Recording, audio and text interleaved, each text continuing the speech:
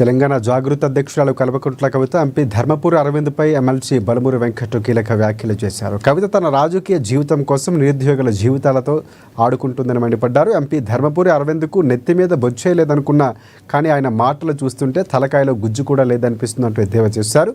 అరవింద్, నువ్వు మాట తీరు మార్చుకోకపోతే ఇదే నిజామాబాద్ ప్రజలు నిన్ను రోడ్డుపై కొట్టే పరిస్థితి వస్తుందని హితవు పలికారు.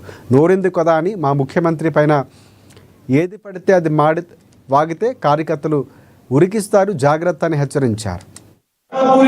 అరవింద్ గారు సిగ్గు తెచ్చుకొని వాస్తవాలు మాట్లాడలే తప్ప నోటికి వచ్చినట్టు ఏది పడితే అది మాట్లాడితే రేపు పొద్దున ఇదే నిజామాబాద్ మీ పార్లమెంట్ పరిధిలో ఉన్న ప్రజలు మిమ్మల్ని నిజామాబాద్ వీధులలో ఉరికించి కొట్టే పరిస్థితి ఏర్పడుతుందని చెప్పి ధర్మపురి అరవింద్ గారిని హెచ్చరిస్తున్నారు.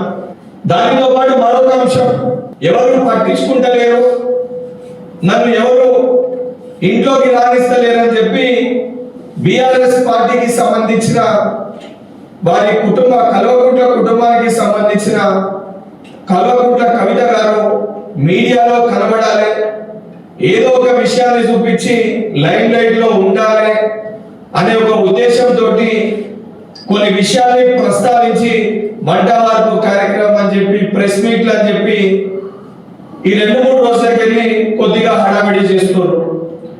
మీడియా ద్వారా కల్వకుంట్ల కవిత గారిని కూడా నేను అడుగుతున్నా, గ్రూప్ 1 విషయం పైన కల్వకుంట్ల తారక రామారావు మీ కుటుంబ సభ్యులు 10 ఏళ్ళు మీరు అధికారంలో ఉన్నప్పుడు ఏ రోజన్నా ఏ ఒక్క సందర్భంలోనన్నా నిరుద్యోగులను ఉద్దేశించి కల్వకుంట్ల కవిత గారు మాట్లాడారా?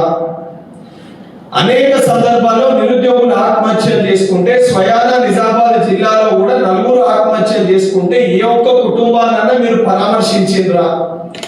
ఏ ఒక్క విషయాలన్నా మీరు ప్రస్తావించిండ్రా?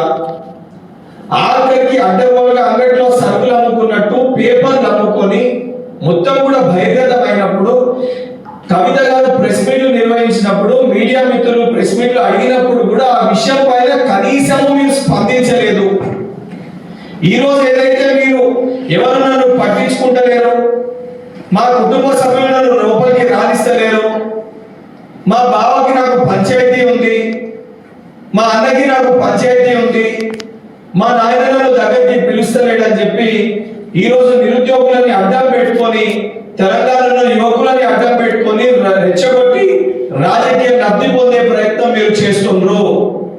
నిజంగా నిరుద్యోగుల గురించి మీరు మాట్లాడదలుచుకుంటే మీరు అధికారంలో ఉన్నప్పుడు పేపర్ని ఎవరు